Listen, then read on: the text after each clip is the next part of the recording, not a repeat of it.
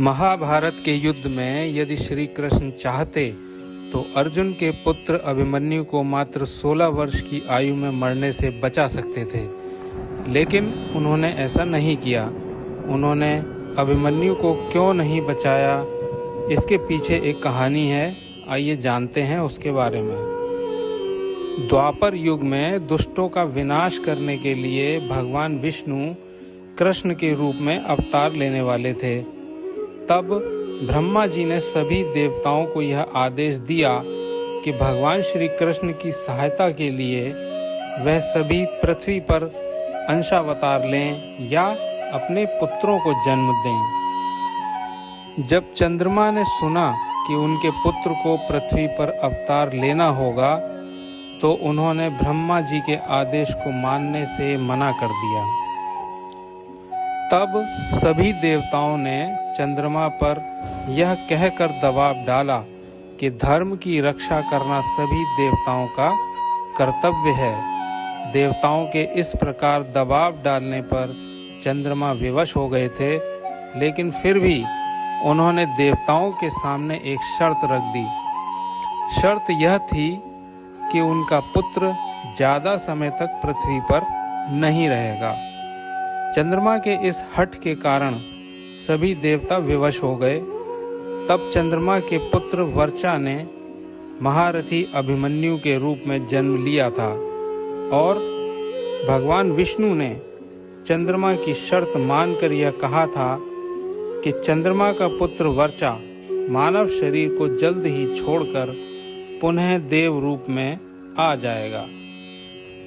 यह सब कुछ श्री कृष्ण जानते थे। उन्हें यह मालूम था कि अभिमन्यु के रूप में जो वर्चा पृथ्वी पर है, उसको पुनः देवलोक जाना है और वह स्वयं चंद्रमा को दिए वचन से बंधे हुए थे। इसलिए महाभारत युद्ध में कौरवों ने योजना बनाई और अर्जुन और श्री कृष्ण को युद्ध भूमि से दूर कर दिया और चक्रव्यूह की रचना की। इस चक्रव्यूह में अभिमन्यु घुस गया। अभिमन्यु अकेला ही कौरवों से लड़ता रहा। काफी देर लड़ने के बाद उसके शस्त्र भी टूटकर गिर गए। फिर वह रथ के पहिए से लड़ता रहा। ऐसे ही लड़ते लड़ते वह वीर गति को प्राप्त हुआ और इसी प्रकार अपनी बहादुरी के कारण वह युद्ध भूमि का सबसे शूरवीर योद्धा कहलाया और शर्त के अनुसार जल्द ही स्वर्ग को प्रस्थान कर गया। यही कारण था कि कृष्ण ने सब कुछ जानते हुए भी अभिमन्यु के प्राणों की रक्षा नहीं की और उसकी नियति में कोई बाधा उत्पन्न नहीं की। अभिमन्यु की मृत्यु से महाभारत का रुख ही बदल गया था। श्री कृष्ण को मालूम था कि अर्जुन अपनी पूरी सामर्थ्य के साथ युद्ध नहीं लड़ रहा था। अर्जुन को युद्ध में सभी अपने रिश्तेदार ही दिखाई दे रहे थे, जिनके विरुद्ध लड़ना उसे किसी भी तरह से उचित नहीं लग रहा था। लेकिन जिस प्रकार युद्ध के नियमों की अनदेखी करते हुए कौरवों ने बेईमानी से अभिमन्यु को मारा था, उसे देखकर अर्जुन का नजरिया कौरवों के प्रति बदल गया था।